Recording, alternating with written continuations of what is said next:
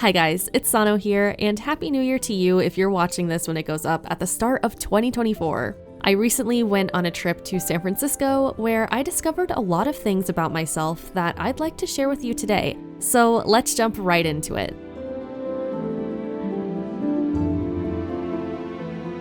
I think a lot of us, especially those of us in creative career paths, feel a bit or even very stuck in our day-to-day lives. We cling on to our passions, whatever we have that brings us any ounce of hope or fulfillment. While it sometimes feels like all life wants to do is beat us down, we have our fears, our desires, things that we feel called to do in this world. Or maybe you're someone who hasn't quite found that yet.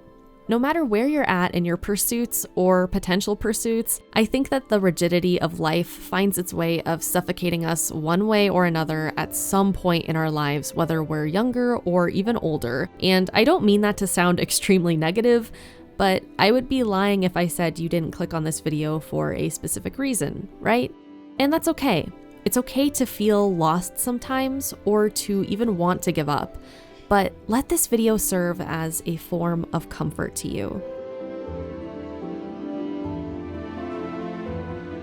I went on a trip to San Francisco earlier in 2023 in February with my family, and I had a wonderful time. But this time I decided to go on this trip with just my sister and really use this as an opportunity to fully rejuvenate myself. I didn't want to move too quickly. I didn't want to use every waking moment as a chance to squeeze tons of activities in before the sun went down. I utilized this time to breathe, to let go of my worries and just enjoy the beautiful city I fell in love with when I first visited back in 2011. This footage is from the very last days of October 2023, a time where I was feeling completely stuck, lost, and helpless to the world around me. In a world filled with senseless violence and tragedy, it's easy for creatives like me to feel like a drop in the ocean, or just human beings in general, honestly, even if you're not a creative. I started to question what I was even doing with my life. Who am I actually helping with the art that I create? With each stroke of my paintbrush, am I really living my life to its fullest potential? These thoughts swirled away in my head before getting washed away by the crashing waves at San Francisco's marina.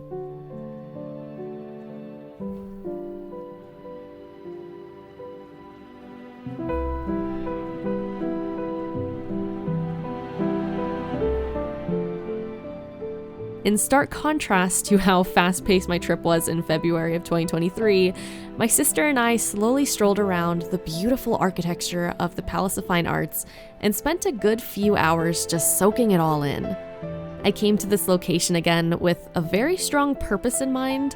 I packed my sketchbook and Micron pens with me to actually conquer a fear of mine. The fear of being perceived as an artist has eaten me alive for my entire life.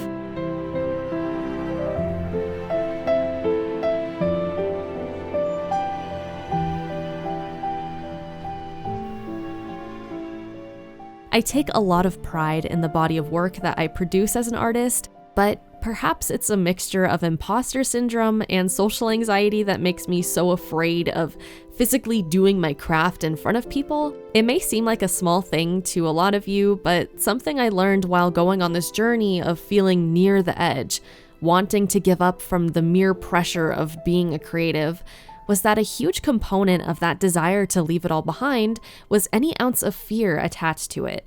Whether it's your biggest fears or even your smallest ones, they latch onto your passions like parasites, extracting every ounce of motivation from you until there's nothing left and you, inevitably, burn out. So, I decided to look a piece of my fear in the face and attempt to squash it. Perhaps trying something new would aid in rejuvenating my entire mindset, or perhaps it wouldn't. But you miss 100% of the shots you don't throw, right?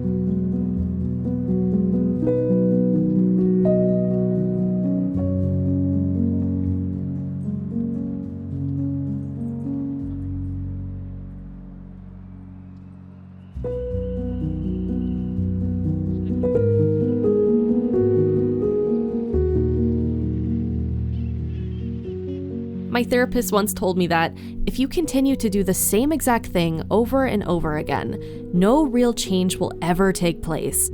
That felt like a literal bonk to the head when I first heard it because, duh, if I'm constantly trying to force something to work with the same techniques, strategies, mindsets, and processes I always use, how could I expect progress to finally start to take shape?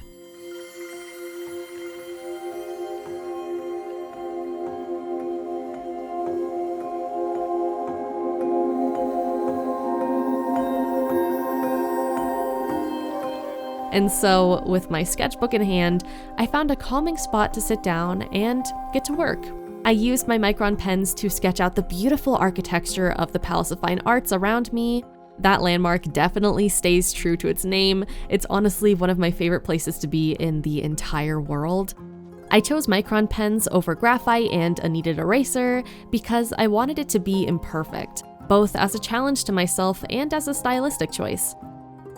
I love the rough look of pen sketches, where you can see every air quote mistake the artist made along the way that couldn't be so simply erased, just sketched over to create the shaping they were looking for. People came and went, families sat down with their children, and the hustle and bustle of the city outside of this landmark that makes you feel transported back in time rang in my ears as I just hyper-focused on my task. The longer I sketched, the more comfortable I felt, and the more my fears began to fade. And you know what? I loved every second of it. I thought I would be petrified and insecure the entire time, but it's something that I loved so much that I can't wait for my next trip where I'll be able to bring even more supplies with me. I started very small by visiting a pretty large area without too many people around, but part of conquering your fears is letting yourself take those baby steps. I think being gentle with yourself is so important in times like these. Whether it's about squashing a fear or even just letting yourself feel sad, it's vital that you give yourself that space to feel everything and take things at your own pace without shame looming over your shoulder. So I made it a goal that for my next trip, I'll choose an area that isn't as easy to hide in, like a cafe in a busy city center or something on that level of intimacy.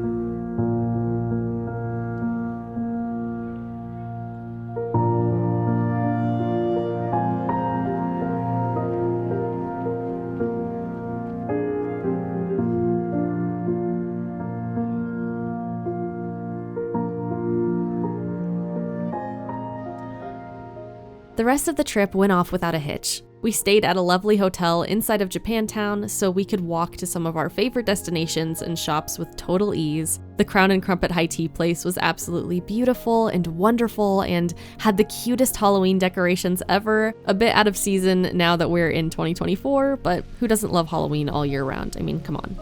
I think one of the most fulfilling days for me of this entire trip was the day that we visited the Japanese tea garden. It was Halloween day and the autumn leaves were starting to finally change color.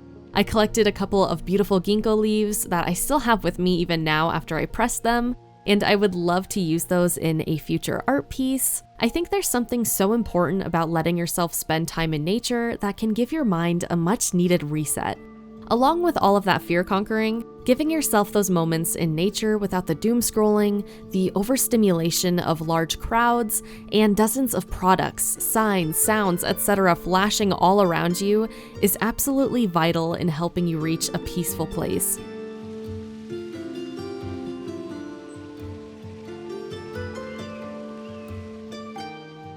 Now, this is actually coming from a girl like me who absolutely adores big cities more than anything else, which I think is why I love San Francisco so much. Such a big, bustling city, yet they have these small pockets of nature that you can just sink into whenever you need it.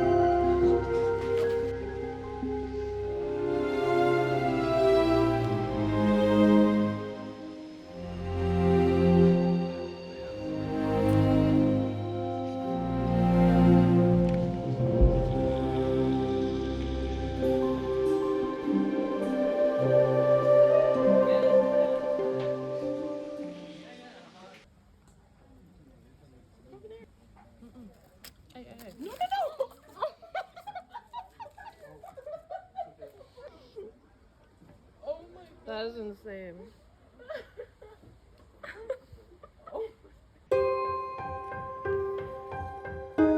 We headed to the Legion of Honor Art and History Museum, and I was extremely excited for this leg of the trip, as soaking in the art of the masters has to be one of the most therapeutic things in the entire world for me.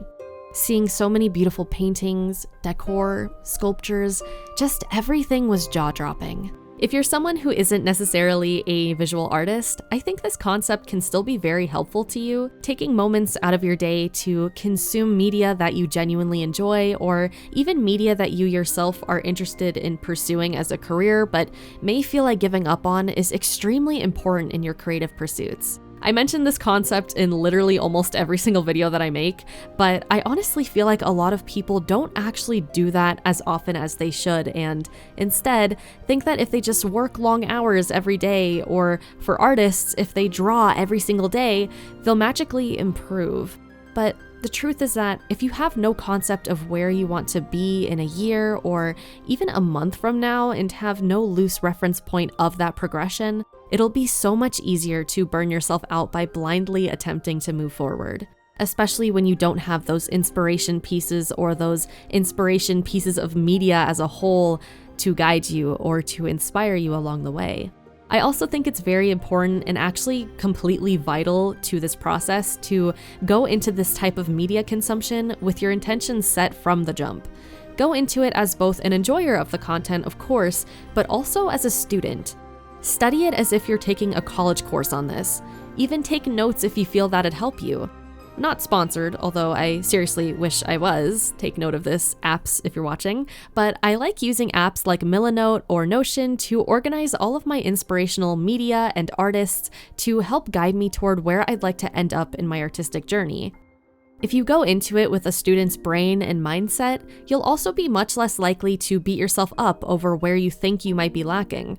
It can sometimes be really hard to see people in the exact position you wish you could be in. Even if you're someone who doesn't think you get jealous very easily, I think there's just like a natural internal envy that every single human being has, and that's kind of like what motivates us to do better and to grow as humans. But thinking of it with more of this is an example of where I'd like to be in a year, or whatever time frame works for you.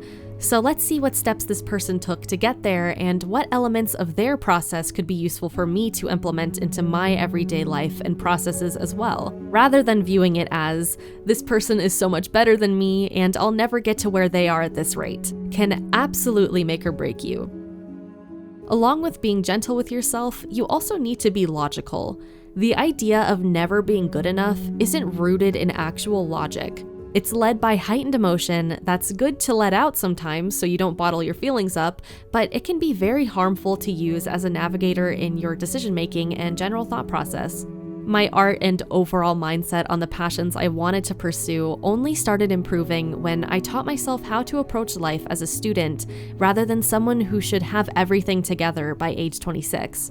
And taking that student approach throughout your entire life, even if you're a 60-year-old person watching this, is extremely vital in my opinion.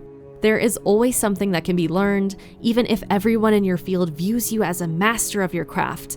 Improvement never stops. Learning and education never stops. And having that student mindset throughout your entire life can really keep life from becoming too stale as a whole. Part of what made this whole cycle of me wanting to give up was feeling ashamed that I created significantly less art than I did in 2022 in 2023. I created almost 50% less artwork in comparison to the previous year, and that made me fear that my artistry was slowly slipping away from me. But you know what I realized in recognizing that?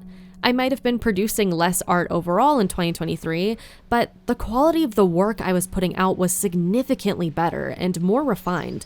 Sure, I didn't pump out 50 illustrations in a year like I did in 2022, but the 25 to 30 or so that I did create were unlike anything I would have ever thought I could possibly make.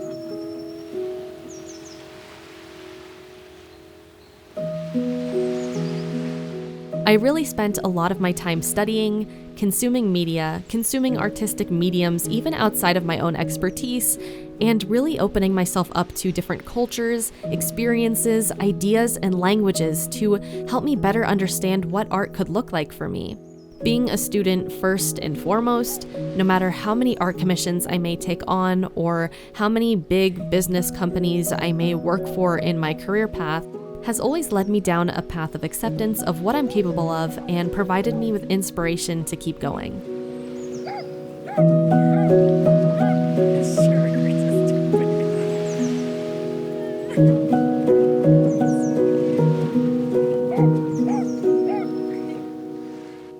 And honestly, throughout 2023, I definitely let that slip a lot. I definitely got in my head a lot, and I think I was so down on myself and so critical of what I was creating and at the rate and speed that I was creating at. I think especially with social media, it's so easy to look at all of the artists, creatives, and just business people around you and see how fast-paced they look from the outside. Maybe you have an artist you really love who creates a new incredible illustration every week or even every day, and you look at yourself and you think, man, why can I only finish 1 or 2 illustrations in a whole month? But I think there really is something to be said about taking your time to perfect your craft and not letting that weigh you down so much. And that is definitely a hard lesson that I had to learn while I was in San Francisco last year. And it's a life lesson that I definitely would not trade for the world, and I really, really want you to take to heart.